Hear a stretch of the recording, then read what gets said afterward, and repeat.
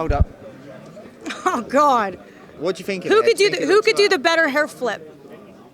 Right. That was very like Pantene Pro V, wasn't it? It was like one of those commercials, slow motion. Garnier, I was saying, oh, here's another one. here's another one. Jesus. What? The hair flip. This is my Who could do the best hair flip? Inspo. Yeah? Inspo. Let's see you do the hair flip. Let's all flick together. Right, okay? ready? Wait, which way we're going? That way, 1, 2, 2, 3. Because you're worth it. If you do not get a sponsorship deal out of that, then everyone's just messing up there. My God. Well, anyways, how are you doing? It's been a minute, Ben. Yeah, I'm good, thank you. You? Good. Have you been joining Vegas, the sun, basking in the sun? So you have a bit of a tan going on? A little bit, but I haven't.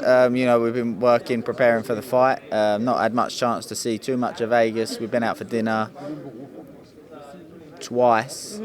And other than that, we've been to the gym, back to the house, to the gym, back to the house. I'm curious to know what your thoughts are on Dillon Whites' comments about you. Yeah. What do you think? He made a few points. He said that, Tyson hasn't improved from when he was training with his uncle Peter to me. I just jumped on a bandwagon or whatever. But look, everybody just worked with Tyson, done a fantastic job to get him to where he was, obviously, His Uncle Huey played a massive part in his life, in the character that he is today and where he got to in his boxing career while training under his tutelage. And the same with Peter, Obviously, Peter played a massive impact on his life, on the character that he is, and where he got to in his boxing, of course. But when I picked up Tyson, I didn't just pick up Tyson from beating Vladimir, I picked him up from a terrible condition, as everybody knows, physically and mentally and emotionally. And in terms of those comments that Dillon White made, I'm the type of trainer that I like to know that there's substance behind what I'm doing. I don't like to sit there and say, I think Tyson's improving. Do you think he's improving? Do you think he's improving? I like to know. And statistically, from the Klitschko fight to the Wilder fight, there was improvements. Wilder threw 200 shots more than Vlad, but yet he got hit with a smaller percentage of shots. Tyson's offense percentage was higher, but yet than in the Vlad fight. So statistically there was improvements. There's one statistic that I know wasn't better that I would like to be able to get hold, but I've not been able to, and that's just how much ground that he covered in the Vlad fight to the Wilder fight. But obviously, with a 140-pound weight loss, physically that's going to take a toll. And I knew that. And I knew that in the fight. I actually said to Tyson in the fight, you're waiting for him to react, for your feet to react. I knew that his feet wasn't quite where they was in the Vlad fight, but I knew that 140 pounds is going to take his toll. And, That's no easy task to help him get to that point. Of course. And, we wasn't just working on boxing, we had to work on weight loss. We had to work on his mental state of mind, his emotional state of mind. We had to build a new team. So it was all new things for Tyson, a new relationship with new management company, advisors, promotional team. So, it was a lot of changes there for Tyson. But like I say, in terms of that and those comments, statistically, Tyson's improved. Ben, why do you think that your skills as a trainer is being undermined? Just by people in general, critics. Now even fighters, saying like, oh, he didn't do this or whatever. Why do you think that is? Well, to be honest, I see a lot of credit. I think a lot of people give me credit. Probably, people sort of, because of Tyson's performance in the Wilder fight, I think a lot of people all of a sudden, Ben, and he's done this and he's done that. But look, it's not me who gets in there and does it. My job's to be a trainer. Tyson's the one who gets in there and does it. He's the special talent. I'm a trainer. I just say what I see and talk to Tyson about what I see and work on things that I see need working on. But also on the other turn with critics, we look at Rob McCracken. Rob McCracken has achieved more than me in the sport. He's achieved a lot of Olympic medalists. As a boxer himself as well, achieved a lot. Then with Anthony Joshua, he's a world champion, but not only with Anthony Joshua, with many others as well. So, and now he's getting stick over the Joshua. I was actually going to ask you about that because a lot of people had a lot to say when they were hearing what he was saying in the corner.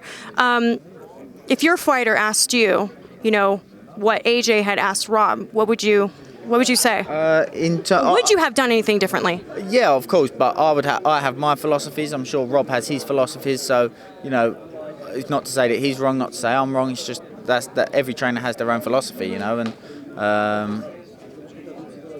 people's comments on Rob, obviously, like I said, I would have done things my way. He's done things his way. I don't know. What would you have said if that was Tyson? If what? If the fight, what was going on in the fight? For me, you know, a textbook says to step in with your jab, but when you're boxing somebody short, who's very experienced, varied, fast hands, and can punch hard at his best at mid-distance and short distance, then you want to maintain that distance, and that's one thing you need to understand. You need to understand distances, how to control distances, how to create distance, and how to maintain it. And I think that's where Joshua struggled. You know, he was stepping in with his jab, and when you step in with a jab against somebody like Ruiz, you're closing that distance for him. If you miss that jab, you've closed the distance for him, and then into where he can do his best work. But like I said, textbook tells you to step in with your jab, and people were saying, "Oh, how come we accepted Tom Schwartz as an opponent?" But Tom Schwartz is 6'6", Big guy. a big guy, and you know, when you're boxing somebody tall, Tyson's style has to adjust to when he's boxing somebody short. So we didn't want to have to make the adaptation from somebody tall back to short again, back to tall again. And I think that's something that Joshua maybe may need to work on. A lot of people thought that Joshua just didn't look himself that night. Now, I don't know why that is, but I said the same exact thing before I heard everyone else's reaction to what he looked like going into the ring. Did you think the same? I don't know him personally, so I can't comment on his body language and all the rest of it. But what I would say is it come across to me as though something that I call act as if. You know, act as if you're relaxed and you'll become relaxed. Act as if you're confident, you'll become confident. And I think that maybe he was feeling the pressure. People kept talking about what Wilder done to Brazil. Maybe he was thinking, I need to perform this, big stage, my American debut. And he was trying to act relaxed, to try and make himself feel relaxed. But I don't know. Like I said, I don't know him personally, so I can't really comment on his body language. Only he and his team know that. But besides all that, I believe that technically, tactically and fundamentally there was some adaptations that needed to be made. And if they go straight into the rematch and nothing changes, I just feel it's a 50-50 fight. Okay. Who wins the rematch? I believe it's 50-50 if nothing gets changed. Okay, now Gennady Golovkin just defeated Steve Rolls this weekend in the fourth round knockout. He sort of dissed Billy Joe Saunders. Yeah. When he was asked whether or not he would actually consider Billy Joe as a potential opponent, he said, "Ask me a serious question." He just basically, brushed it off. Right. What are your thoughts on that? Exactly what I say to everybody all the time. Who in their right mind wants to box Billy Joe Saunders? Somebody like Golovkin or Canelo. Then they don't want to take that fight, and they're not going to want to. By the way, Golovkin is a legend in boxing. What he achieved in the middleweight division as well, but how more serious can it get than a world title? I'm sure that Billy Joe would be happy to oblige if he wanted to step up and challenge for the WBO super middleweight world title. I'm sure Billy Joe would oblige, and if it's there, if he wants it, it's there. Simple as that. So, who is looking more likely to fight Billy Joe at this point? Because we know that we've thrown out names such as like Callum Smith, Benavidez. We also have Golovkin, maybe even Danny Jacobs, who is considering the move up to super middle. Anybody you can tell us? No. Any front runners? Obviously, with it being so close to Tyson's fight, I've not sat down and spoke to anybody. Billy Joe's coming over tomorrow. I'll probably speak to him then. But obviously Frank's here as well. But at the minute, the focus is on Tom Schwartz, who have not been in too much detail. But like I say, look, I'm sure Billy Joe will be happy to oblige anybody. He's happy to fight anybody, always has been. But, the fights that I would like for Billy Joe is Golovkin and Canelo. Now, we know that Golovkin wants Canelo, but Canelo doesn't seem interested in a trilogy, at least not anytime soon.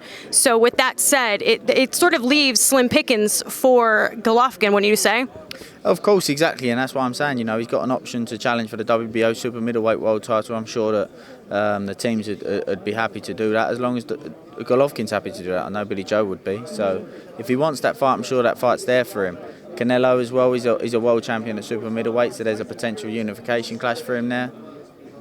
If they want it, they can have it, I'm sure, but I don't think that they're going to want to take Billy Joe up on that opportunity. And lastly, I heard a bit of talk that you were approached by Amir Khan to train him. Was that the case? And if so, what happened there? I can't really comment on that. They're sort of private conversations that go on in boxing. I'm sure he approached other trainers as well.